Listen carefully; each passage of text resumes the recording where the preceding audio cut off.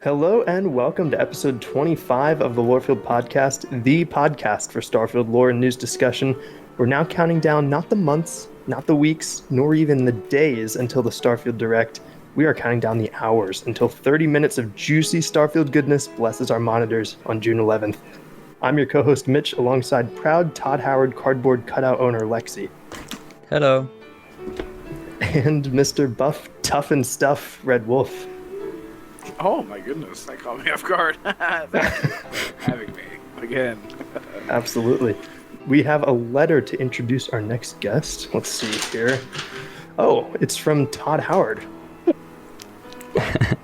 When I walk through a field of roses and admire the setting sun, my mind drifts to a saint, a humanitarian, and an inspiring soul. He ended world hunger at 13 years old and negotiated world peace as part of his doctoral studies at 17. My mind drifts to Damarcodude. Wow, welcome. What a...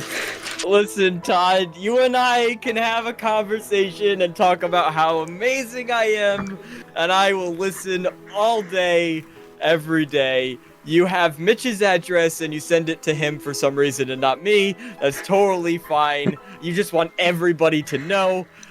I don't blame you. I would as well. So we'll talk. Yeah, who knows? In the future, I might get more of those. We'll see. So there is a big contrast to this episode from the last one. It might feel like the yang to episode 24's yin. It's just the four of us convening for a little powwow to collect last-minute thoughts before the Starfield Direct and talk about some other miscellaneous items. The first of which is pretty cool. So Xbox has rented out 25 movie theaters across the United States, and they're going to let fans watch the showcase together. Pretty cool. I want to ask, would you go, or do you just want to watch it from the comfort of your home? Yeah. I didn't know that was a thing.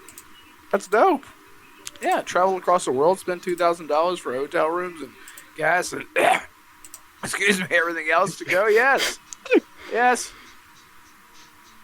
Okay. It's in 25 theaters across the world. You don't need to travel. Well, it's not my theater. They're only Travel super far. So it could be closer than you think. There's probably one, I don't know, some on the East Coast, I'm sure. That's interesting. Well, if I wasn't going to be streaming it, I would do that. Okay. Yeah, it's cool. I think, you know what? Summer Games Fest did something similar where he was talking last year about how it's being projected on IMAX screens, and I know that got a lot of positive feedback because everyone you don't have E3 anymore. So nobody is sitting getting all that juicy, and of course, the one unfortunate thing, there's a caveats to it, is like at E3 you get to talk to the Bethesda guys, and they're there, right there, like in your face, and you can see the beads of sweat as they're talking and presenting the game, and so that's really cool. Then you could talk to them after, I'm being dramatic, but you could talk to them after the show and all that great stuff, and they might not necessarily be at the theaters, but you still get that community oomph. I was actually memeing the thing. Oh, I'm going to go to the cinema. Oh, what film are you seeing? I'm not seeing a film. I'm watching Summer Game Fest. And people just look at you weird. Jealous, and they're going to want to hang out with you instantly because you're the coolest cat in the room. I think you're the only cat in the room.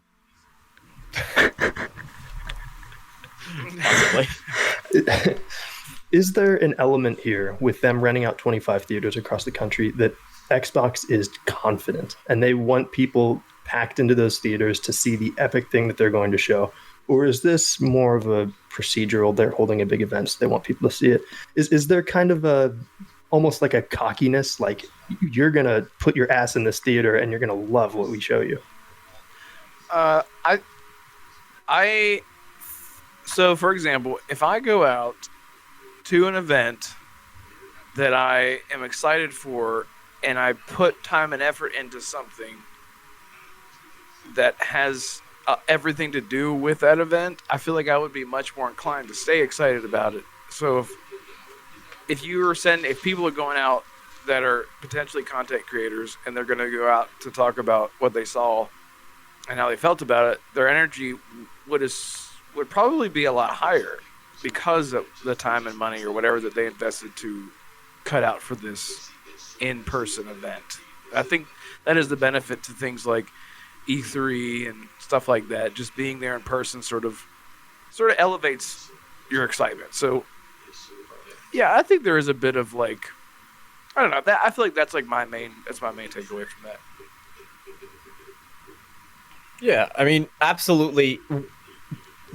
At the end of there's two ways. There's the business side that my brain goes to, and then there's like the consumer, like, yay, video games, and like Starfield's cool.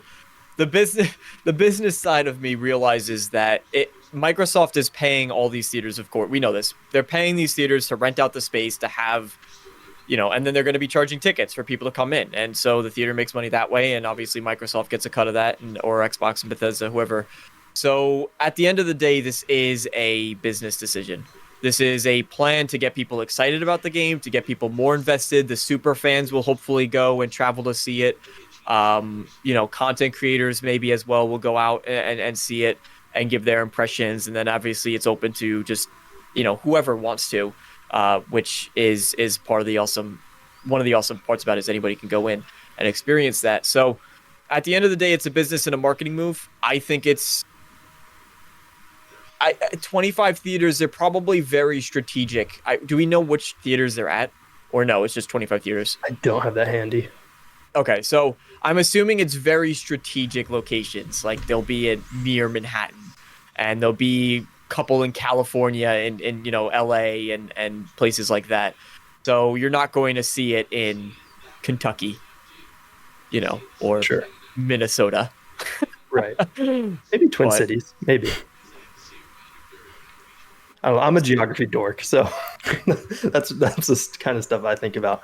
But you bring up the business side of it. Tickets will only be $10 to this thing. Oh my god. Yeah. Maybe I will go. Yeah, exactly. Holy shit. Yeah. That literally shocked me. Like, I almost electrocuted. Yeah, that's like crazy. Yeah, for a one-time thing, like it's not less. It is. All right. Well, it's $10 a ticket, but it's a 30-minute showcase. It's not. We're not talking the whole Xbox showcase, right? I think we are. Right. Oh. Yeah. I'm pretty sure. Because that would make a big. Because you have the Xbox showcase, which is going to be about an hour-ish, right? And then Starfield is an additional 30 minutes. So that's an hour and a half. You're paying for, the length of an animated film.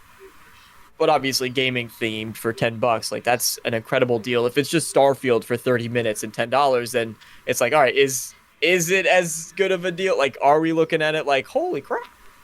So I think that context is important. I haven't confirmed this, but I do believe it is both the full feature length showcase and then the Starfield Direct. Now, bear in mind, there's probably going to be scalpers involved in this. It doesn't sound like these are big theaters that they're renting out. So that'll be kind of a limitation on who gets in. But what I'm really excited about is the videos of crowd reactions. Kind of going back to old school, DeMarco, like you said, E3. We'll see these crowds freaking out when they show like something really cool in Starfield or reveal a new game or something. So that's pretty exciting. Absolutely. I mean, what is it? Summer Games Fest last year, I think, was in front of a live audience, right? So, and the game, I think, even watching, that's why I like the Game Awards, is because I like seeing that part of it, that humanizing part of it too. So that it's a good way to do it, because these studios, they don't, and think too how much money are they saving by renting out a theater versus an entire stadium like they did at E3? Oh, sure. Yeah. So there's that as well. So to them, it's like a win-win. We get the public appearance and we get that. We get people in the door. They're going to be very excited for it because they have the atmosphere. It's all around a win, I think, for everybody.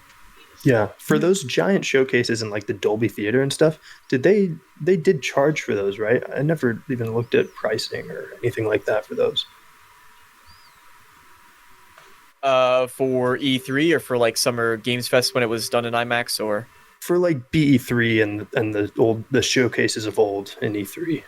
Yeah, those. I think it was a bit of both, right? Because of course you have the press people that come in, but then you have people who will pay for a ticket to get to the event.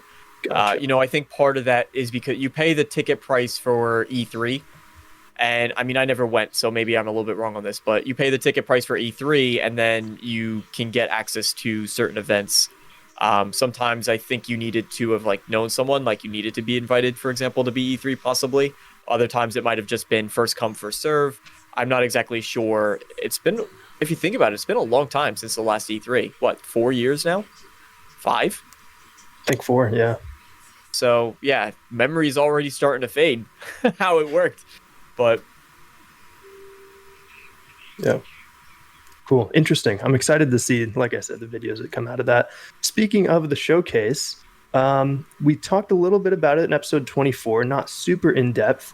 We've got to talk about our kind of last minute like wish list items. And let me set up my light again so you can actually see my face. Lexi, is there anything really high on your wish list for this Starfield Direct? I want to see Vasco transporting crates. I've been on this for months. just walking around? Like he is built for picking up crates. In that concept art, I discovered that he's holding objects how I imagined he would. And I've been saying this since 2021. I'm like, Vasco can carry crates. I know that's his purpose.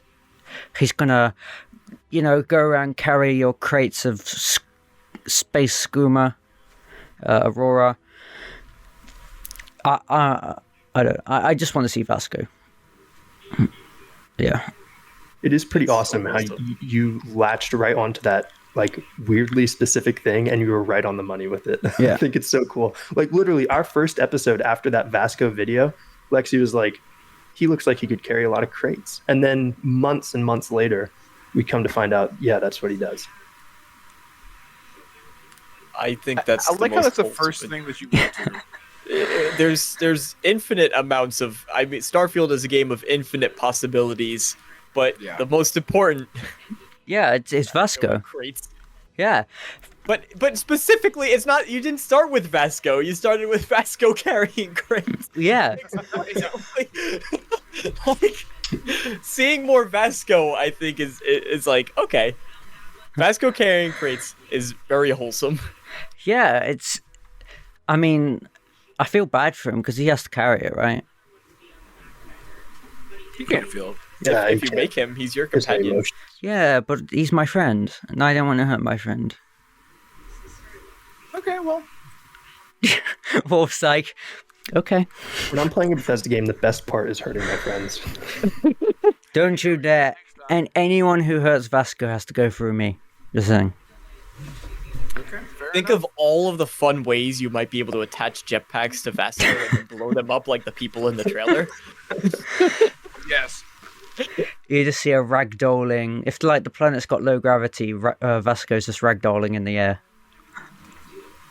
So one mod needs to be made that's just like come at me Lexi, and then it's just a mod that features 10, 20, 50, 100 different ways that you could humorously do things that are horrible things to Vasco, and it's just specifically targeted. I would make a reaction video on my own channel. Like, does this unit have a soul?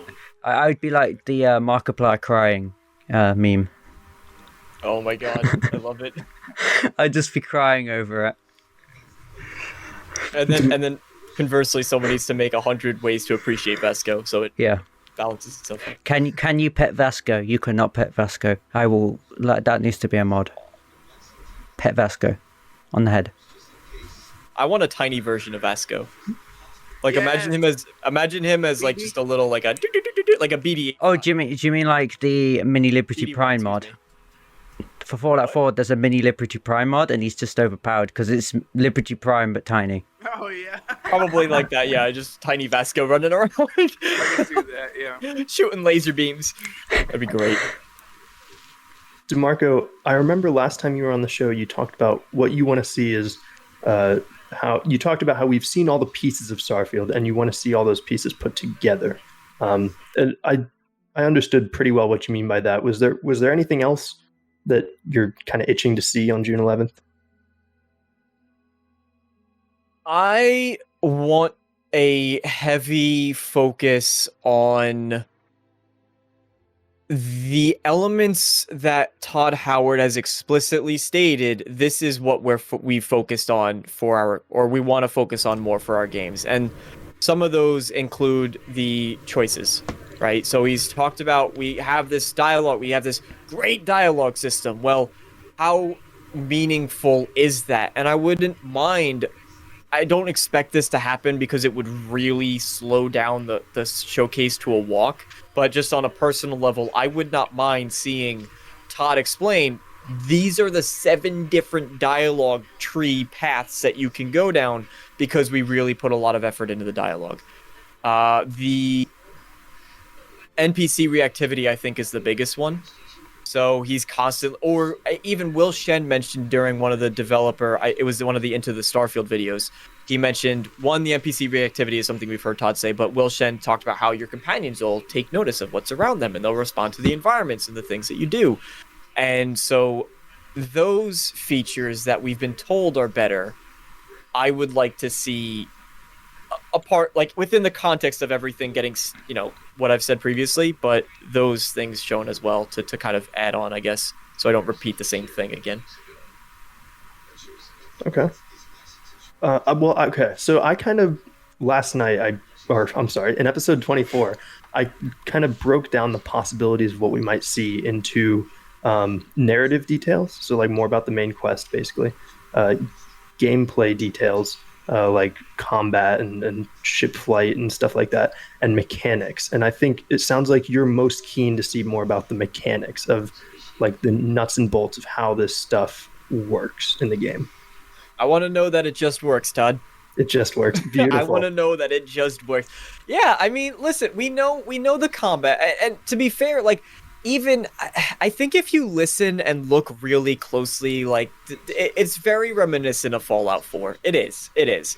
And you even look at specifically, I don't know why, but the grenade animation when he throws the grenade, and that to me, like, just looked like it was ripped straight from Fallout 4 into this game. And maybe it is, maybe it isn't. I don't know, but I don't care because I like Fallout 4's combat, so I don't really care. But we've seen the combat, and I don't want to personally know more about the story. I like, because Starfield's about mystery and exploration and getting to the stars and finding what's out there. And so the more vague that Starfield's story is, the better, in my opinion. I don't want to see any more story stuff. Combat, we know. What was some of the other things you mentioned? Story, combat. And like mechanics. So yeah. So if that just leaves mechanics, then yes, mechanics. Okay. Interesting. Wolf, let's assume that you can walk around in your ship in space. Yes. Wolf is ready. Do a spit take, like, you can. Nope. I was chewing, and I know I do not want people to hear me chewing. I know that is a no on podcasts. Yeah. So to be serious, seriously, yes, that is my biggest thing. Can we walk around the ship? But I do hope that I talked about this last night. I do hope that we do get a deeper look into what all we can do with our ship. Because, I don't know, I can't remember what I said. But a lot of the things that we've actually been shown, it has just been sort of like touched on, like, and you can do this, you can do that, you can do this, you can do that.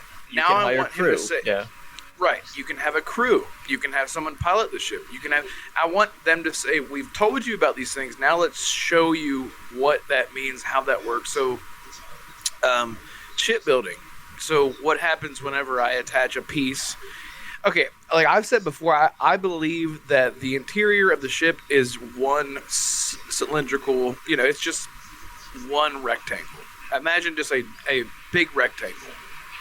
And that's all that it is. On the outside, you have the pieces of the ship. So the interior of the ship, I don't believe will ever necessarily change all that much, because I know, like, you can add like the labs and like the workstations and stuff like that. So like those kind of things will always be a part of it.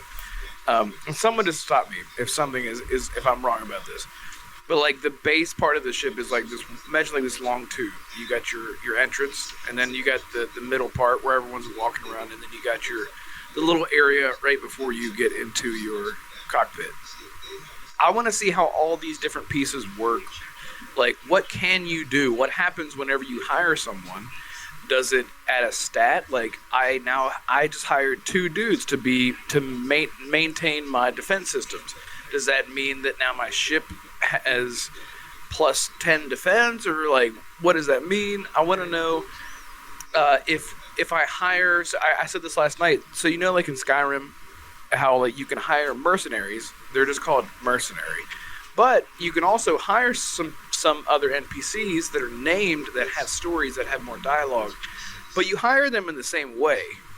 I'm wondering if you can have actual characters with a little more story to hire them onto your ship, a la Mass Effect, that aren't necessarily a huge part of your, I guess, relationship tree when it comes to main characters, but they are like tertiary characters that, like Engineer Adams. There you go. Engineer Adams, like Lydia, for example. Lydia's not a main character, but she is highly referenced all the time, but she is just a named NPC that people love. Or like Mule the Lioness, stuff like that. Like, just characters that are tertiary but have a little more importance. I want to know how that works. Like, what is our ship actually a home away from home, or is it just a vehicle that we can only access when it's parked on land? I would hate that, but it's not going to ruin it for me. But that is the one thing that I want to know is our ship our home away from home? Like, what can we do with it? You just brought up a really interesting point too, which, like, I'm very much against when skills. I know that sometimes they need to be there, but when does it annoy anybody else when a skill system is like, you get plus 10 to this random thing, like plus 10 damage?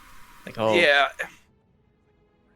So this big thing that changed something about your character, like, and you've now got the you got the Sword of Avalon or whatever, and it's like plus 5 damage. You're like, It's, went through all this. Anyway, would it be? Oh, sorry. Go ahead, Lexi. Okay. Yeah, go ahead. I've always found that weird, to plus 10% damage. Like, how does that work? Like, by touching your gun, are you like blessing it with like holy energy, and you're like the bullets are radiant with like holy light? I think the logic is just that you've gotten more skilled, so like when you do, even though you can freely aim, you shoot someone in the chest, you shoot them better in the chest. You know what I'm saying? You shoot them better. You shoot them better. Yeah, perfectly logical. But I would say, would it be disappointing if like the crewmates kind of work the same way, where it's like, oh, you have plus 10% shields? It's like, oh, okay. Oh. Like you hired 10 crewmates on your ship, and you particularly custom, because we know that there's like the numbers, and I think there's still some confusion around like the crew size numbers and how they work based on the demo. At least there is for me. But yeah, there was that, and if you had 20 crew members, then it's like, well, good job, you like in Fallout 4, where you assign them to, this guy works the farm because I planted some mute fruit, and this guy and this guy works the defense because I made a defense tower. So you put them in their rooms. This guy's in the science lab, this guy's in the engine room, and then you just get your shields recharge 10% faster. It's like nothing actually changes, really, you know. And that is kind of what I'm expecting. I'm hoping it's more than that. I'm expecting too. What more could it be? Because imagine it's like, now I unlocked the ability to have like another seat in like the bridge of the ship. So now I can hire 3 people. And what does that mean? That means that like you said, like now my ship shields are recharging more quickly during a fight because they're clickety clacking and whatever. I don't know. Like, I want to know what that means. Like, remind me never to put you on. I mean, if they wrote something into the, trying, sir. I think if they wrote something into the law, say like, you've hacked into your systems and now your shields are working better because you've like upgraded them. Like, if they had a bit of law description that explains why it's increasing your shields or increasing your damage, maybe all the weapons you use, you've slightly tinkered with. Mm-hmm. Mm-hmm. Well, I have a proposal for what the crew could be more interesting use of them, and I want to hear Mitch's thoughts on it because he's been very silent. Just very, very good listener, Mitch.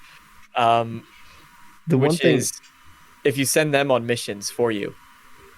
So, like, if you need to, you get a crew, and then, for example, you can level up your crew and you could equip them with gear and such, and then, and this is not going to happen, I can almost guarantee it, but you can send them down to the planets, and that's how you find the points of interest. It's not just like you scan it from space and then you see the planet has a location here and location here, but instead it's like they have to go down and they scout out the planet and they have to do it from the surface. Ooh. So you need to gear them up to survive whatever's down there. And now they actually play like an important role. And you send like little squad missions as you could in Mass Effect Andromeda. Yeah, an idea is just like, an idea is just forming in my head. What if you land your ship, like, you land your ship and you tell one of your crewmates, get out, go and explore. And then you just take off and leave while they explore. I just strand them on the planet. Well, I guess that is a factor. What if they had like their own little ship, like the Ghost in Star Wars Rebels, how it splits apart, and then they could do. I don't know. You're right. That does add complication. That does add complications. That you're just like, go to the planet. All right, I'm gonna go explore. I'll be back in like 12 hours. What I was thinking of before was that is a problem. I was actually comparing the ship thing and having a crew on it to Fallout Shelter, where each person you recruit to be on your crew has their own stats, and you're supposed to assign them to whatever they're most proficient at. And I think sending them onto the planet and exploring is akin to sending your dwellers out into the wasteland. So I wonder if there's going to be some callbacks to Fallout Shelter in the way this whole system works. We just made Starfield. We did it. You're welcome, Todd. No wonder the game was delayed. Am I right? Hire us. No, it's so funny because that was sort of like the addicting part of Fallout Shelter for me. Was once you had everyone where they needed to be, you just like sat there and just like watched it happen, because like this person has like just enough intelligence to be better at Susie. Now, Susie actually has one more of dexterity or whatever it was to do the water pumps or whatever the hell it was. And that would be really cool to sort of allocate your crew members to make your ship better. Because that does make sense. Now that we're talking about it, like that would make sense to sort of say, like, I'm going to hire you and your stats are just good enough to do this one thing, but then you hire someone else or like get like a new function on your ship and you go, oh, well, the stat that I didn't need before, now I have a part for it. Now let me assign you to this, and sort of so on and so forth with each member that you get. That would be really cool. So maybe that is what it is. Maybe that is all that it is that your crew is just numbers, which is kind of now I'm destroying immersion. The only hole in this argument is that I don't recall seeing any like attributes or any points allocation at character creation that NPCs could have. At character creation? What do you mean? Right. Like we have the skill points to shape our character, but I don't recall anything at the beginning where it was like, I'm going to have like a special stat, basically, where you frame your character a certain way from the outset that NPCs could have, and that, you know what I mean? Like NPCs in Fallout have their own special, and that's why that system works, because everyone has their own special stats. Right. I guess maybe it would be like similar to Skyrim, no? I mean, Skyrim, all the enemies have randomized stats too. Right. Oh, okay. You don't know them, but you know one bandit will have 50 attack or whatever, and then another one will have 30. There's still, Yeah, I guess that is like a testament to what we're expecting from the showcase overall. Mm-hmm. For as much as we are able to speculate, whatever they have to show us could be something that we had no idea about. Like, they could say, like, and when you go and talk to your crew members, they'll tell you, I'm an engineer, rank 3, or something. Not in so robotic way that I just said it. And you're like, cool, so I know that Susie, I don't know why Susie's the name, Susie rank 3 engineer will be better than Derek Mark 2, who's useless, Derek. I don't know, because it would be weird for me to walk up to an NPC and say, what are you good at? And they're like, here's my chart. and they're just like holding a piece of paper in front of you and like stats, because that would be weird in dialogue. So I'm interested to see that. Yeah, but that is like, yeah, the ship. What does it do? What is more? Yeah. Show me. Yeah, that's Show the big me. question. Yeah, I'm also curious about its purpose when you're on the ground exploring. Like you said, I don't want it just to be in a vehicle that I get up and fly off. I want to apply like modules, like where I can come back and use it as a base. You know what I mean? Like to aid in my explorations of these planets, like a place where I can analyze new like metals I find or something like that. I'm just there's a ton of potential for it. I'm just going to say right now, I am going to roleplay a scenario. I land my ship and I'm going to go camping for a few days. My ship is my home. That is its role. I'm going to go out in the day, get some sun, go in the ship when I need snacks or whatever. Get Vasco to like drill minerals or something. I don't know. I'll get him to carry a crate like in circles and then I'll get a deck chair and just watch. Yeah. I think you could make those kinds of scenarios. I'm definitely going to do that. Not on like streams or anything, because that'd be a bit weird. Just 2 hours of me role-playing to myself. Yeah, and Mitch, you said like you want to put modules and stuff on your ship. That it just makes me wonder, like, okay, like, because I know a lot of people. I've talked to a ton of people online. People have yelled at me and called me an idiot. Like, how's it going to work? What if you get attacked? Well, I've said before, like, the ship technically, and we've seen it. The cockpit has like an airlock behind it. So you sit down, and airlock shuts behind you. So now you're in technical terms, and I mean this video game development wise, that cell, everything beyond that cell door is gone. You are now in a separate cell. So once that airlock shuts, you are now in a separate area.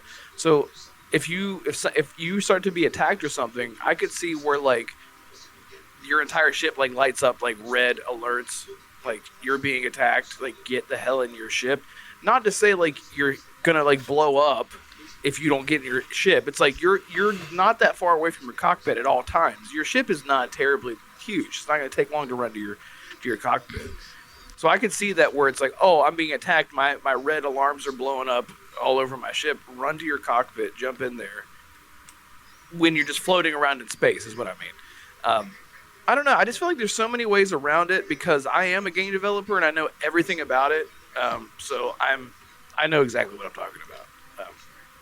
I'm kidding, but yeah. I was going to say I'm a game developer. I didn't know you made games. Yeah. Yes. So does that make sense to you, Lex?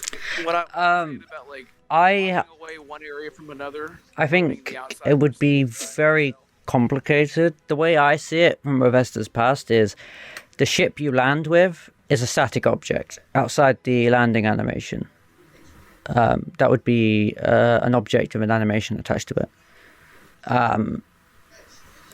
I think the actual ship is a model and touching the control panel, which will be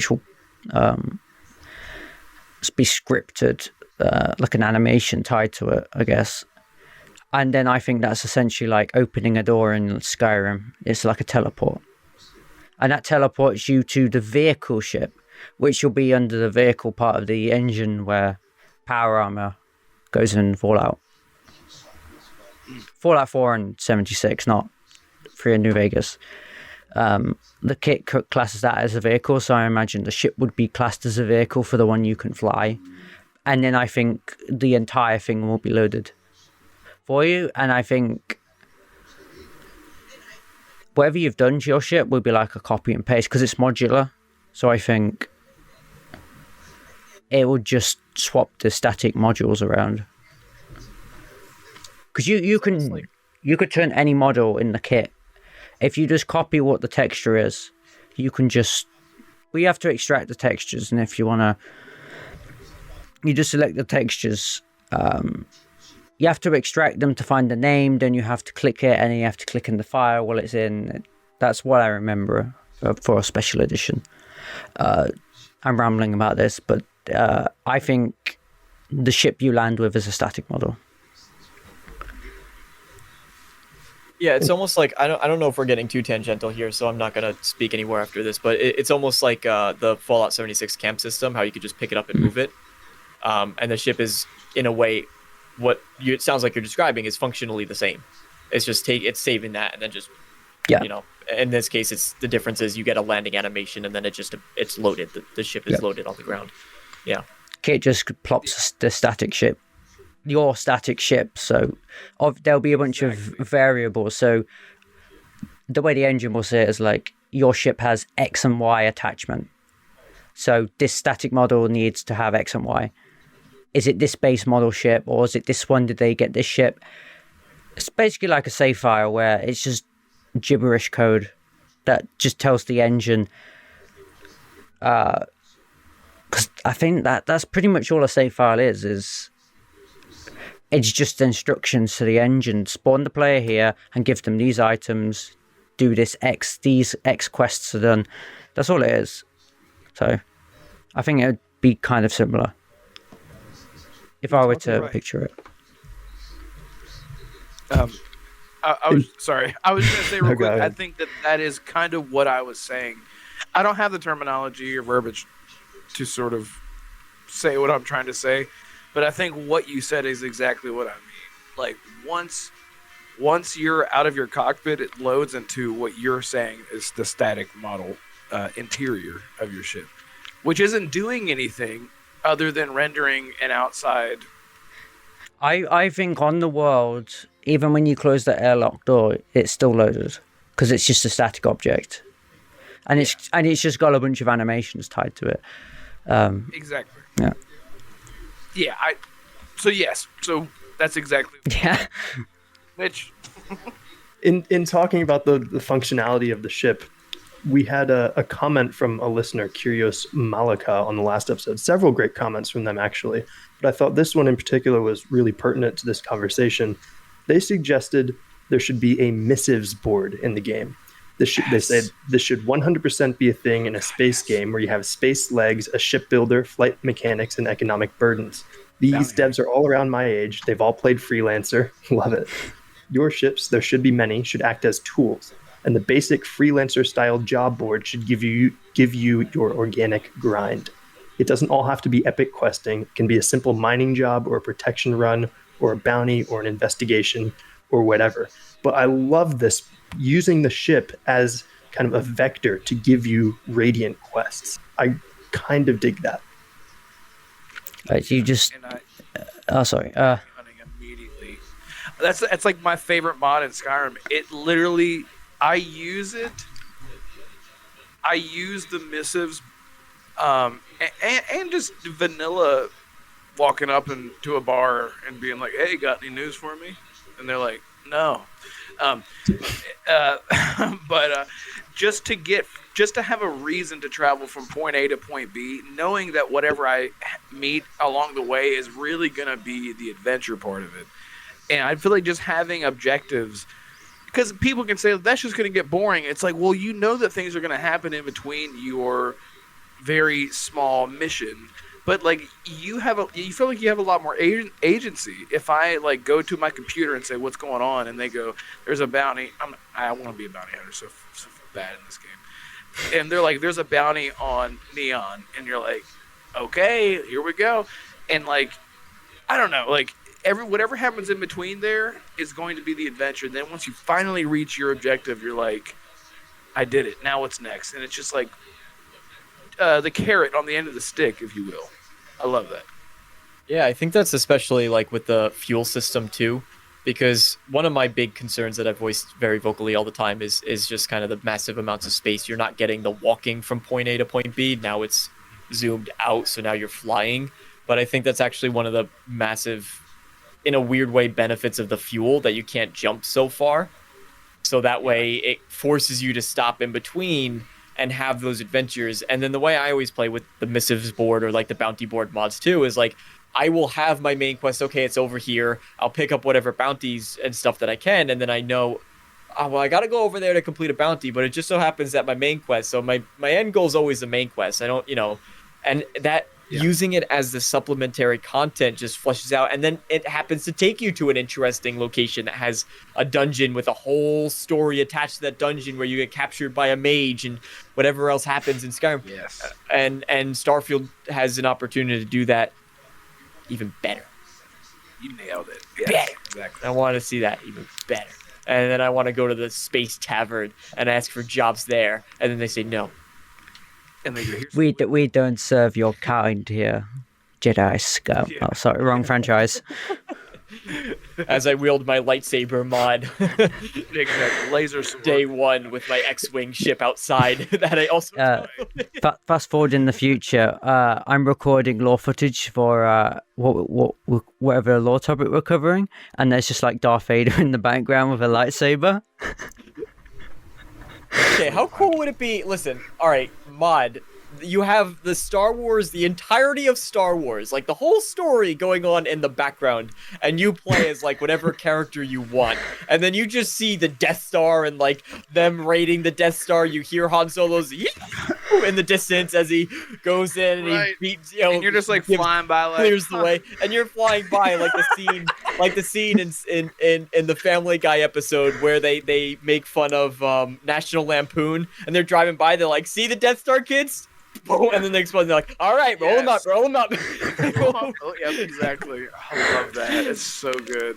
I would love that. Yeah, I that's cannot great. wait for modding. That's what I want Oh to my see. God. That I changed my whole. I don't want to see anything else. That's how Lexi wants Vasco carrying things. I want that. Yeah. Okay, There you go. got it. We'll put it down. I hope I absolutely 100% think a lightsaber will be the first mod, or first the first kit mod when the kit comes out. Before that, it's just going to be like hood changes and basic texture replacements. But when the kit comes out, one of the first mods, lightsabers. Definitely. Yeah. We do have, wanted to take a little bit of time to promote coming up in just a few days. During the Starfield Direct, you're going to have a lot of live streams to choose from the people on this show. So choose wisely. No, they're all going to be available, on demand later, so you can catch all of our amazing reactions as we get our minds blown by Bethesda Game Studios' favorite thing in the world. You can catch a live stream here on Lorefield. I know Red Wolf, you're going to be doing one on Red Wolf Renegade on YouTube, right? Indeed. Yes. All yes. Hopefully we don't get shut down for my first live stream, co-stream thing ever. But yeah, that'll be really exciting for me. And before anyone wants to know, no, we're not going to be talking and screaming over top of the thing. The most that you'll get from us is oh, or bro. That's pretty much. I think I'm gonna freak Very out. respectful. I'm gonna. And when I feel like Uh, I'm gonna freak out, I'm hitting the mute button, and you'll be seeing me tear shit off my walls. Poop off my walls. I'll just forget my webcam's on, Yeah. Yeah. and I'll be like jumping on my bed. I shared that opinion, Wolf, but then I realized people are going to be able to watch it back later. So I'm just going to let loose and be loud. If it warrants being loud and I'm really that excited, just let it go, man. Let it happen. I just know how I am. Because they're gonna show, and Todd's gonna go. And now, let me show you how walking around the inside of your ship goes. I'm gonna be like, fuck! And I'm gonna have to like go to my mute button immediately.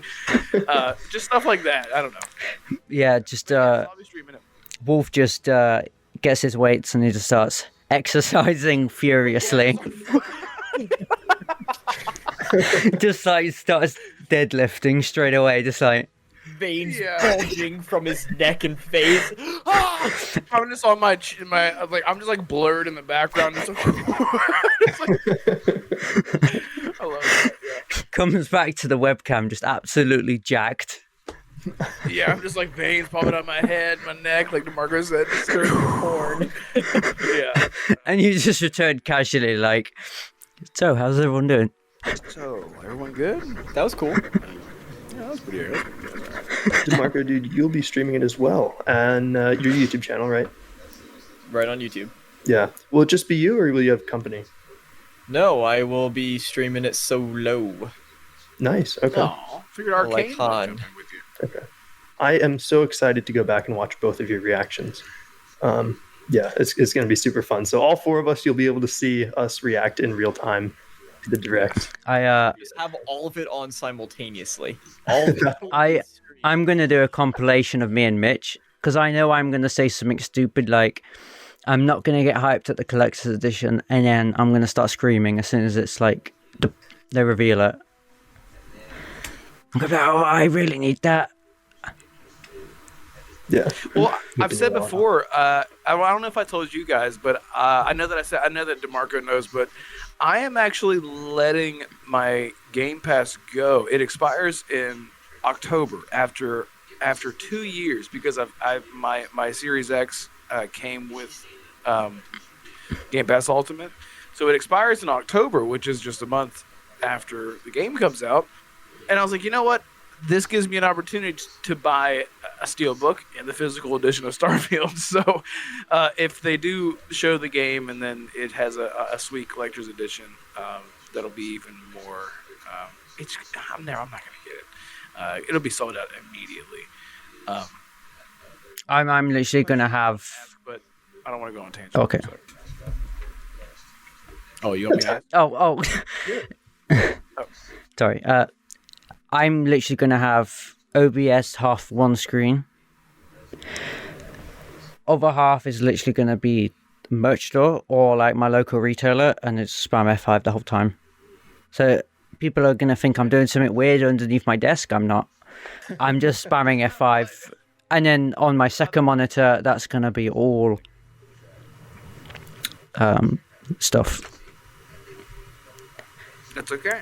Hmm. Yeah. So I have to ask this because Do you all think that there will be something happening as far as, even if it's not like, because I know it's the boat of shadow dropping Starfield is gone. That starship has sailed into the blackness. What do you think? I feel like there could be something happen where, they're like, and by the way, we do want to announce this, and it's like an app like Fallout Shelter for Starfield, and it's some sort of, and it releases right now. Do you guys see anything like that happening? Do you see any sort of like Starfield anything game-wise, whether it be tertiary has been my favorite word today, I guess. But, word of the day. Do y'all think that, you know what I mean? Like anything at all that could be released right then and there on the show? Because I know they're not going to say, and you know what? We know you guys are really excited. Starfield is available right now. I don't think that's going to happen. But anything. Do you think that that's possible, just an app, Fallout Shelter-wise, or anything like that? I'm going to say yes, because the Starfield Direct is going to be 30 minutes. And if you watch the Fallout 4 or Fallout 76 E3 presentations back, they're 15 and 18 minutes respectively. I know that off the top of my head because I'm a nerd. They felt pretty long. So for this to be 30 minutes, I think there's a high possibility that there's going to be some companion app or something. Whether it comes out that night, I don't know. But I'm low-key kind of, that's an outdated term, but I am low-key kind of expecting some kind of app for Starfield. You mean like to give them some extra time during the end of their Starfield presentation to go, and one more thing, and then show that, and then sort of break down what the app or whatever it might be, and to sort of say, this is what it is, and you can get it now? Is that what you mean? Right. Assuming this report from, I believe, Tom Warren, that Xbox will be an hour and a half and Starfield will be 30 minutes is correct, then yeah, I think some of those 30 minutes will be dedicated to something that's not just the main game. Cool. My only hesitation against that is that the QuakeCon gameplay was for Skyrim back in 2011 was actually about 30 minutes long. So So it's not as though, their Fallout 4 one was not 30. Like, they broke it up into the exploration chunk and the crafting chunk, and I liked that format. I think that would service it really well for Starfield as well. But if we're using Fallout as an example, that show wasn't 30 minutes, and we also need to be fair and look at Skyrim, which was 30 minutes. So technically the track record, if you want to say, of their recent releases is technically 50-50. So it's not impossible. But you do need to factor in the other things that definitively are going to be there, the pre-orders plus their bonuses. And this isn't confirmation, this is just me being overconfident. The collector's edition going to be revealed, and of course time for Todd Howard to walk and set the tone of the tone. What's the tone of this Starfield meeting? What's the tone? I just thought of something. What if, what I would love to see if there wasn't an app just dropping, this has been done a ton of times with a lot of games, character creation. That's what I want. Can you imagine that, like, you can just create your character and then just import your character? They did it with Saints Row. That was the one that comes to mind immediately. And I can imagine people would lose their mind. I mean, you guys already know. Everyone who's listening to this right now, they'd be like, yeah, I would freak the hell out, because I would make my character like 47 times and just to make sure that he's perfect. Because whenever you start the game, that's what you're going to be doing anyway. You're going to spend 5 hours making your character. That's what I do. So if you're a Bethesda fan or an RPG fan in general, that's what you're going to be doing. That'd be awesome. I think you don't have to spend the time looking at all the skills and Right. learn, like, you get all that out of the way, and then the videos that come out of everyone talking about, look, it's a complete skill, all skills, and then you get 7 million videos. you've got like people making ghouls and really, really deformed people. Yes. Yeah. Yes. Exactly. But marketing again. Let the gamers market your game. If you just allow all those stats that we had that just haven't been seen, the ones that they sort of like skipped over, everything in character creation is given to us. That way, when Starfield releases, we can jump straight in. Yes. I think it's gonna be hard to do that. I don't want to be a downer. That's exactly what I'm doing. You are. Yeah. But they'd have to make an entirely separate branch and then strip that branch of everything else besides the creator and certain assets required for the character. Because if they just if the creator app itself is the whole game, that's not good. Because data miners exist, and data miners will unlock everything else. Restriction. Yeah, I think that the way that they did it with Saints Row and other, so if you remember, with Mass Effect, there was a code that they used, and that code was able to be taken across the trilogy. I think that they did a very similar thing with Saints Row, where you had a code that had to do with every single available option in character creation, and it's like 47 characters long or something like that. And I think that as long as you had that code, the seed, like map seeds, for example, I think that maybe they could pull it off that way. But I'm not a developer, Lex. I don't know, but I mean, I have to say I'm a new developer. I don't know all the ins and outs, but I know fairly. I know quite a bit about Creation Engine. That the engine that they use is technically just the exe file. Like the Test 5 exe, that is the Creation Engine. It's just it becomes the game they make building it on. I do have some pushback, DeMarco, to your notion that perhaps, that Skyrim demo, that Skyrim QuickCon demo was 30 minutes. By the way, that is my favorite pre-release gameplay demo trailer of any kind ever. That's the coolest thing. And we weren't even supposed to see it, but there's that leaked video out there. My only pushback on that is that was a live one-take gameplay demo, and it was 30 minutes long, versus this, yes. We know it's not going to be recorded in one take. Of course, they're gonna splice things together. Yeah, so there's that difference. Because with the Fallout 4 presentation, and I've talked about this many times on the show, I don't know why it looked this way. But they cut story out, so like Codsworth dialogue, think about that. They're going to mislead us. It's intentional misleading, so nothing gets spoiled. And the community is always blind to this. Because I remember the Fallout 4 stuff, they completely skipped over Codsworth, what he was saying.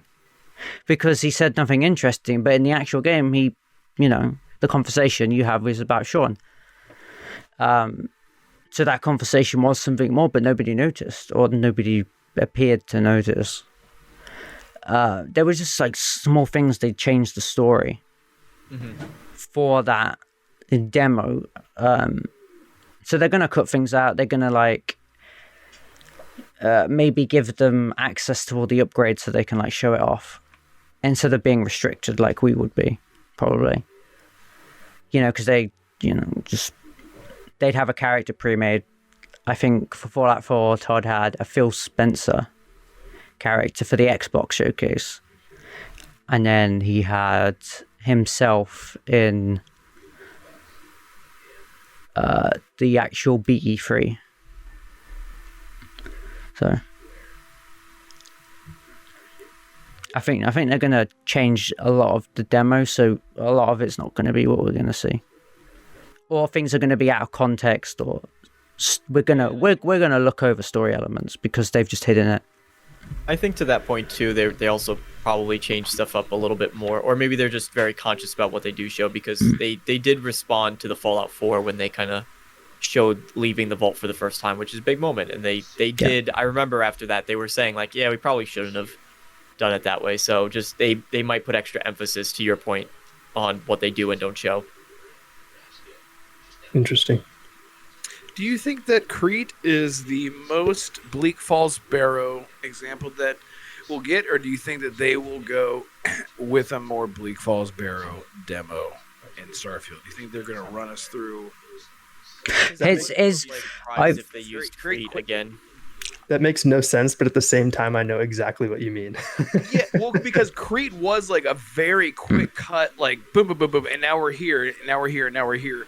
And then it literally like cuts off in the middle of combat, and I was like, okay. But I mean, during that moment, I was literally peeing and pooping and crying, in a good way. But it wasn't like Bleak Falls Barrow. Like Bleak Falls Barrow did cut a couple times, but it was much more curated to like give you a vibe of what it would be like to, I don't know. Like, are they gonna like take us like a derelict ship? God, I want that so bad. If you like ask me, like with Fallout 4, I think and they did it with Fallout 76.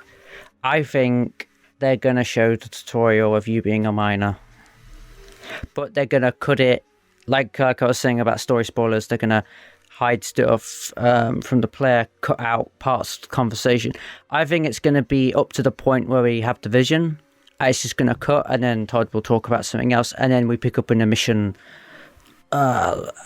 Maybe he wants to show off Radiant quests or something, but I think they'll show parts of the tutorial of you finding this relic and then having the visions, but you won't know what the visions are until you meet Barrett, you go and visit Constellation, and they cut pieces of the dialogue out, but essentially you experience parts of the opening. Like, how's this gonna start?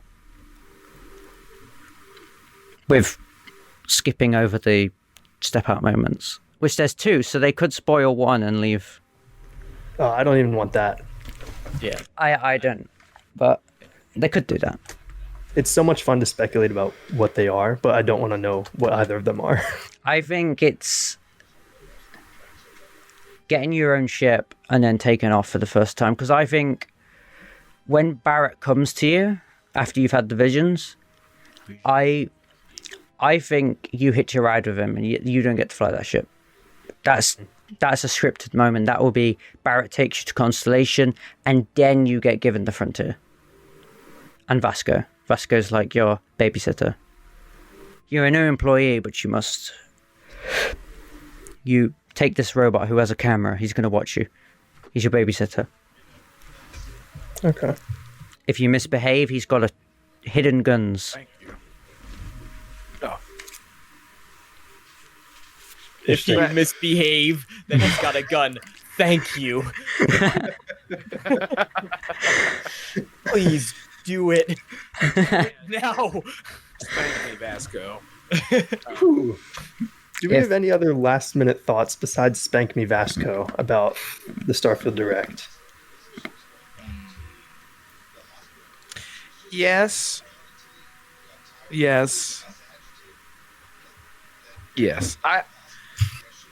Okay, we touched on the Missives Board. I want bounty hunting to be a thing. The thing is, like, I don't know why I feel so like I don't know, like worried is the right word to use. Like my issues with the game that don't even exist because I don't know if they're true or not are very small in comparison. Like everything that I've seen from Starfield, I know like this is my dream game, and it's made by my favorite developer ever. But those things, I guess, to like if everyone put their wants like in a little basket, it would be I do want like some role playing with bounty hunting, smuggling, that kind of stuff. You know, a lot more utility with your ship. You know, in space, all the things that I've said before. We already know that we have skill checks with dialogue. So I don't really know what else I want other than those few little things. Just like bit of bounty hunting and smuggling and your ship. Yeah, I don't know. Yeah, I guess now that I've said that, I just wasted a good 45 seconds of talking. So go ahead. Yeah. No, if I could surmise that, basically, there are little things here and there that you're concerned about, but overall, you're just over the moon excited to play this game. Yeah, what I'm saying is like even if those things aren't in the game, nothing is changing about my excitement. It's just those are like things that I hope because I've learned my lesson with being overhyped with games like Cyberpunk, and even though I love Cyberpunk to death, if I hadn't have went so above and beyond with what I assumed or assume if you're in Australia was going to be in the game, then I think I would have just loved what I got without having any assumptions whatsoever. But the thing is that we know what Bethesda has done in the past, and that's why I'm thinking that these things that could be in the game are things that like they keep adding on to things. They keep like elevating elements and features from past games and adding it to their new entries, and they've been doing that for forever. So I'm like, why wouldn't they have a Missives Board? Why wouldn't they have bounty hunting? Why wouldn't you be able to, you know what I'm saying? Like, why would they take away? Why would they subtract anything? So that's why I am feeling more comfortable with assuming these things that I'm excited for. DeMarco. Oh. He is up He's really for audio concerned. listeners. Yeah, He's he's contemplating hard. Yeah, he's like, are you serious? He's like, He's like one of those human statues. maybe oh, hey, listen, guys, if you hit the like button if you haven't yet, and show us some support. DeMarco, if you want DeMarco to be okay, then just send him some love and let him know that he'll be free soon from his statue form. I'm dying. You laughing is making me laugh. Yeah, I can't. He just looks so concerned. I'm concerned about him now. It's the way you said in his statue form. He's got like the dad expression, like, son. Now he's like, no, listen, and then he like leans forward. And, or here Oh. he comes. He's come, There he is. oh my, there he is. Okay. Did you hear all that? Were you here for the whole thing? I'm literally pooping and crying and laughing right now.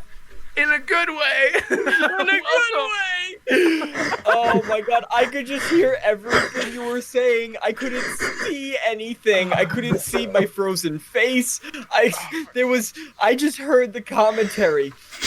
And the best part about it, the best part about it is, you know what my face was? Do you want to know why I had whatever face I had? Was because I was just taking a quick glimpse because somebody said something and I wanted to look it up on the interwebs to see, like, oh, let me look into that deeper. And I ended up on Twitter and I got upset because Mitch pointed out about how Starfield's in theaters. He did not say to not a single one of us, because he wants to hog it for himself, that it comes with free snacks. Oh, Mitch. oh my god. How could you, Mitch? That was what I was. That was my concerned face, is because I was That's what angry that at was. Mitch. He was like, yeah, that was perfect timing. Mitch, how dare you? How dare you? Are you looking up tickets now? Yeah, what kind of space snacks? Worms? Ooh, Oh my gummy god, worms. I'm literally tearing up. Yeah, my Anyway. eyes are wet. Yeah. That was perfect. The face is perfect. You've got to watch the playback when it's up. I always watch the VODs. Yeah. I want to see how annoying I am. That could be an emote. You're so naive. Or not naive. That could be an emote. DeMarco is disappointed in you. We can make a GIF out of it. Yes. Make a meme. I love that. Definitely make it a sticker. That's what I meant. A sticker. Just like slapping it on. Yeah. Uh, I love that. If And I don't even know what it looks like, so I have to wait to see. yeah, you'll see. If I could move us on to the last item I have planned for today, and it is actually a serious one. There was a post on the Starfield subreddit a few months ago from a user who was expressing disappointment at the high likelihood that they would never get to play Starfield. They were diagnosed with lung cancer in their early 30s, despite having never smoked, and were living with their parents in palliative care. And in the last few weeks, word got out that this fan, whose name was Alex Hay, has passed away. So I just wanted to take a few moments and kind of reflect at just the notion that we shouldn't take for granted that we're going to play Starfield. I hesitate to even say that because it's still several months away, but heaven allowing, we'll all get to play Starfield. Like that's really cool. Like Wolf said, it's your dream game that you've been waiting so long for from your favorite game studio. It's just going to be a special moment when we all boot it up for the first time, and just kind of take a moment to thank your lucky stars that you get to do all of the things that bring you joy in your life. Very sad story, and just wanted to give that the attention it deserved. Yeah, and I know a lot of people were saying like they're already going to name their ships like the what is like the Helix and stuff like that. Like people are already planning on naming their ships after this person, and this is something I feel like this has happened before. If someone can correct me, which game it might have been. Skyrim or Fallout 4 that this happened where It was both. Both. Okay, yeah, that someone was so excited and they knew that their life was coming to the to an end, that they were like, this is the one thing that I really am excited to play. And I believe didn't some of them actually get to play it, that they how allowed it to the Eric the Slayer from Rorikstead. right. He actually got to he got his own little tour from Make-A-Wish. He went to the studio. As far as I know, he went to the studio, and he got a tour. He got to meet the staff. He just got to spend the day with them. And I'm sure Bethesda would have done it if Alex Hay hadn't died. Word is that Bethesda does know the story and has plans to memorialize Alex in Starfield in some way, which is really, really good to hear. Yeah, that's awesome. And with Fallout 4, it was a bit different. I think a fan died after the game came out, but they got memorialized in Nuka World, which is where you get one of the Nuka recipes. Right, and we saw this a few years ago with Skyrim's grandma. I can't remember her name. Shirley Sorry. Curry. Shirley Curry, thank you. Yep. She's actually a companion in Skyrim now with some of her voiceover that's been taken. So you can download her as a mod. But she will be a character in The Elder Scrolls 6. They've actually went and mocapped her and face scanned her and all the words and all that. So Bethesda does care about their fans. And this is really a heartwarming thing in a very bittersweet way when things like this that just seem silly to other people, it means so much to them that like their people are literally passing away and they just want to express their excitement for stuff like this, regardless of how I always use the word inconsequential, but like video games are more these days than I think they have been assumed. Sorry, you just gotta excuse my mum. So I'm trying to not like break away from the serious moment. All right. You can redo it if you need to. My mum's just. No, it's fine. It's just that's hilarious, and so. But yeah, I think that's all I really wanted to say is that it really does mean a lot to people, and Bethesda knows that, and I feel like they're used to that. Like they know that these are worlds that people are going to live in for decades, and yeah. So I think that's awesome that they've acknowledged it, and I mean, that's just terrible. You know, I feel for the family and everyone involved there personally, for Alex Hay.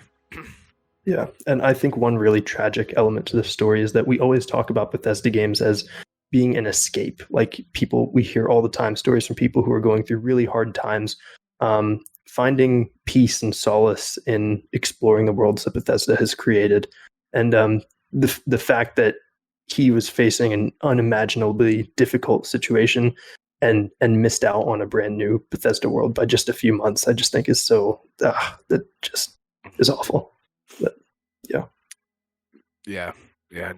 And for anyone who already knows where I'm going with articles, there are some sites out there that are turning this into nastiness, and I hate that. I don't even want to call the people out because I just think it's you don't need to attack a developer for clicks when it comes to human life. You know who you are. So I think it's just the most ridiculous thing. Yeah, it's tragic. Yeah, but these games mean a lot to people. I mean, I feel like if my Bethesda story isn't enough to say how much it can change someone as a person, in a fun like what you end up growing up liking and are interested in. Yeah, it just depends. It depends on your exposure to these kind of things, and it just means a lot. It just means a lot. I was 12 years old whenever I played Morrowind for the first time, and I didn't grow up to be a racing sports shooter gamer. You know, I ended up being nothing but an RPG fanatic. So yeah.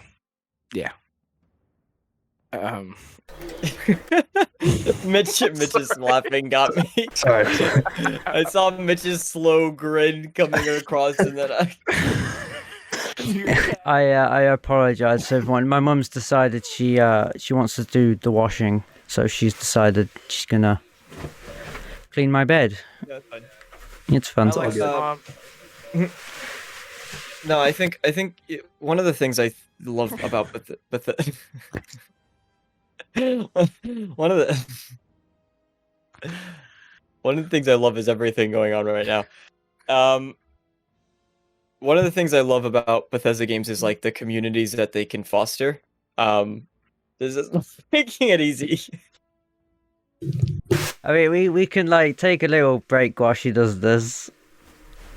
Mitch, how does the editing work?